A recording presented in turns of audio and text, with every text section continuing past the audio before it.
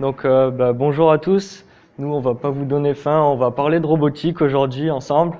Mais avant, est-ce que vous êtes levé ce matin en vous disant que ce que vous venez de faire relève d'un exploit? Je pense pas, non. En fait, en robotique, on en est loin de là.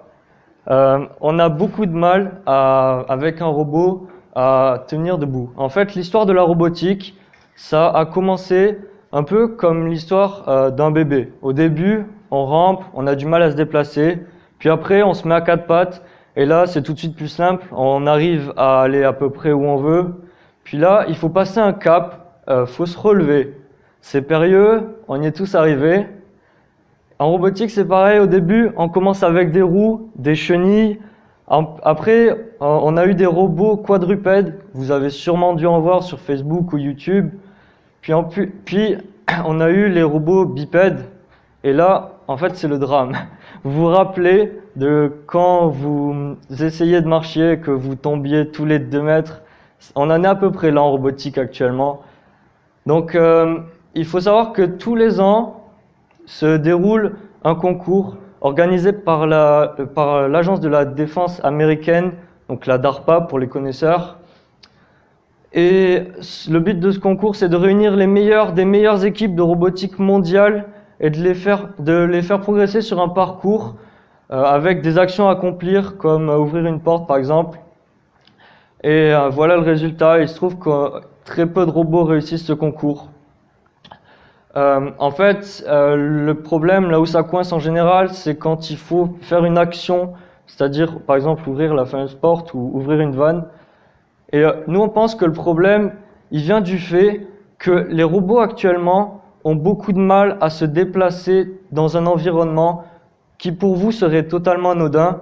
Vous pouvez le voir ici, il n'avait même pas une action à réaliser, il avait juste un environnement assez complexe et le robot est tombé. Il se trouve que par exemple dans cette salle, on serait incapable de faire évoluer les robots prestigieux comme ceux-ci qui valent des millions et des millions d'euros, tout simplement parce qu'il y a un escalier ici, quelques marches par-ci par-là. C'est totalement impensable à l'heure actuelle. Donc nous on pense que le but, avant tout, avant d'essayer d'ouvrir une porte ou de faire quelque chose comme ça serait de se focaliser sur la marche, d'arriver à avoir un robot stable qui puisse se déplacer partout. Et c'est pourquoi on a pensé Walkie. Donc Walkie est polyvalent par son design. Donc le design de Walkie est fait totalement en 3D, donc il est imprimable par une imprimante totalement banale que vous pouvez avoir. Le code est ouvert. Le code, c'est un réseau de neurones artificiels qui est couplé à un algorithme d'évolution génétique. Et le robot se veut accessible. Nous avons commencé cette aventure avec un crowdfunding de seulement 2600 € sur Ulule qu'on a financé. On est une équipe aussi très réduite, moi-même qui m'occupe de la programmation et de l'ingénierie du robot, Félix qui s'occupe de la com et de l'image, et François qui s'occupe du design.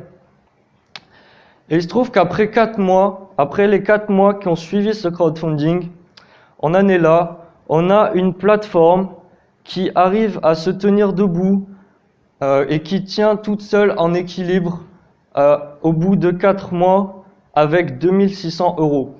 Je vous ai parlé de millions et de millions tout à l'heure.